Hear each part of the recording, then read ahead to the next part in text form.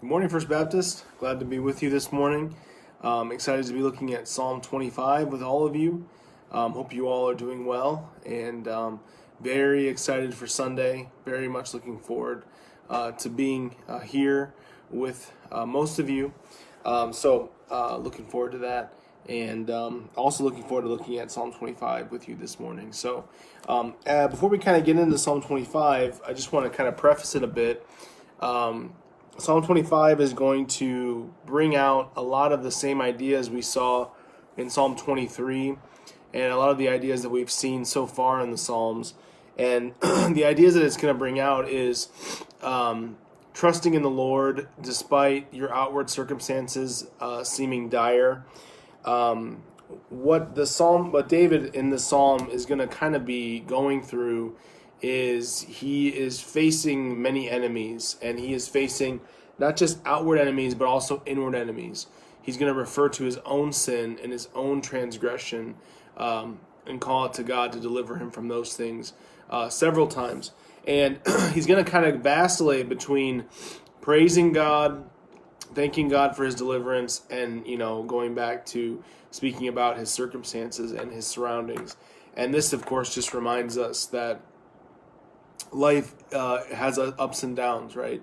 And one time you might be feeling good and secure in God, and then you might be fearful and worried about your relationship with him, and worried about your sin, and worried about your enemies. And then you will return back, go back and forth. It's not a linear all the way up trajectory, straight up. There are peaks and valleys in the Christian life, and the God who brings us through the peaks is also the one who brings us through the valleys, and we have to just continue to trust in him in spite of all of these things. So the Christian life is not always feeling joyful and happy and constantly on top of the world. It's recognizing that we live in a broken world, we live in broken bodies, and there's going to be ebbs and flows in our emotions, and to trust God with those things, and not to feel like a lesser person if we aren't always at our peak when it comes to our joy and our faith in those things. So we're seeing that with David here in this psalm, but we're going to see a lot of the same ideas we saw in Psalm 23. But what we do see, in spite of the ebbs and flows of life in the psalm, we do see a radical faith. We see a strong faith in God despite any sort of ebbs and flows that David might be going through. Let's take a look at Psalm 25 together. Verse 1. To you, O Lord, I lift up my soul. O my God, in you I trust. Let me not be put to shame. Let not my enemies exult over me. And verse 3, we're going to see a strong statement of faith that David is going to stand on, and then sometimes he'll kind of lean off of, but he will return back to. And this is kind of the statement that we have to keep in our minds. Like I drew attention to Psalm 23 verse 6 on Sunday and said, this is the faith statement that you need to hold with you as your glasses, as your spectacles, as you walk in life, in the good things and also in the bad things. And that statement was, of course, surely goodness and mercy will follow me all the days of my life. And this statement here is that for David.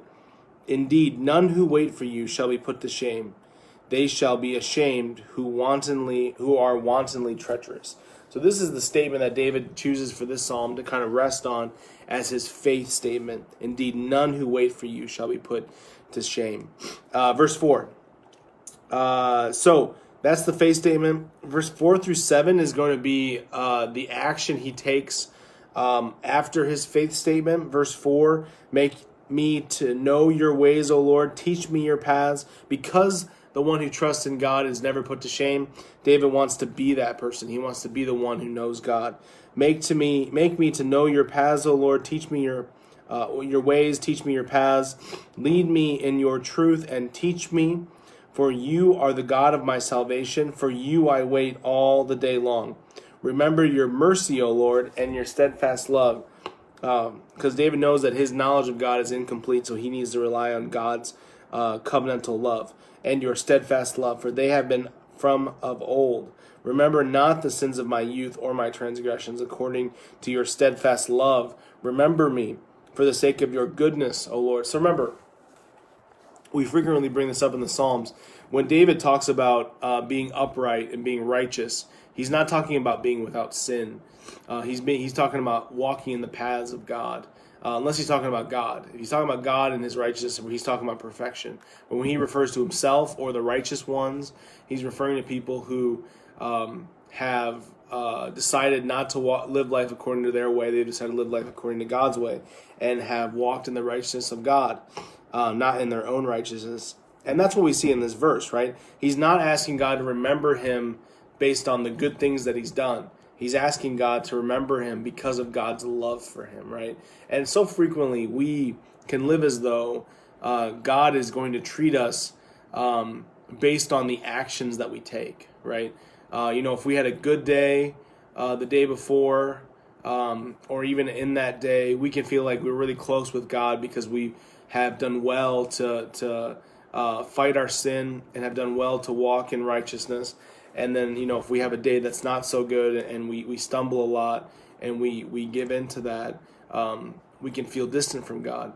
But God is close to you in all of those things. God is completely your Father and your Savior through all of those things. So, we don't need to really look to the actions so much. Not that we should neglect the actions, but we have to understand that what lays underneath us at all times is a solid foundation of God's salvation towards us, rooted in his covenantal love for us, not in the actions that we take. It's such an important theme that we see throughout the whole Bible, especially in the Old Testament, and then we see it realized in the New Testament.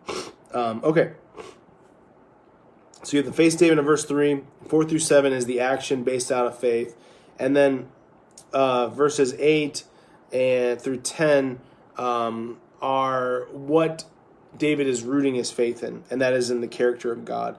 So faith is not a blind faith, it's a faith that's rooted in the character and the goodness of God. Verse 8, good and upright is the Lord, therefore he instructs sinners in the way.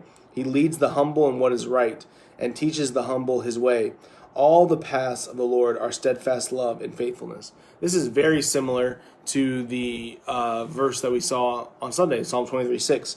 All the paths of the Lord are steadfast love and faithfulness for those who keep his covenant and his testimonies. All the paths, the dark valleys, the grassy meadows, they're all the paths, they're all steadfast love and faithfulness of God. Verse 11, for your name's sake, O Lord, pardon my guilt, for it is great. Who is the man? So he's coming back and forth between feeling sure with God and then being fearful of his sin, just like we can all the time. Pardon my guilt, for it is great. Who is the man who fears the Lord? Him he will instruct in the way that he should choose. His soul shall abide in well-being, and his offspring shall inherit the land. The friendship of the Lord is for those who fear him. Friendship, right? This is back to Psalm 23. Dining and live dwelling in the house of the Lord forever. The friendship of the Lord is for those who fear him, and he makes known to them his covenant. My eyes are ever toward the Lord, for he will pluck my feet out of the net.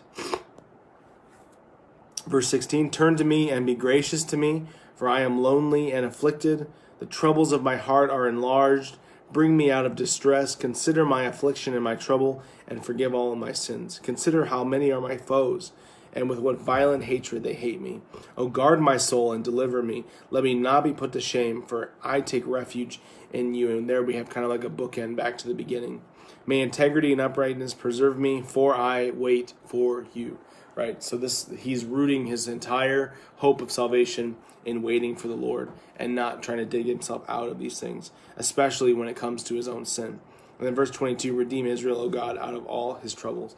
And, we know that it's common in a lot of these Psalms to refer to the king or to refer to the nation and put a blessing upon the nation or the king and ask for God's deliverance upon those things.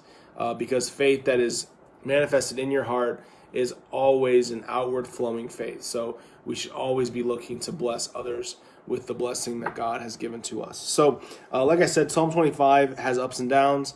David is going through good things and bad things. But his faith is staying the same through all of those things because the leader his leader always stays the same through the good things and the hard things. God's goodness and love follow him through all of these things. And in that is what he puts faith in. He doesn't put faith in his circumstances. He doesn't put faith in his comfort. He puts faith in his shepherd.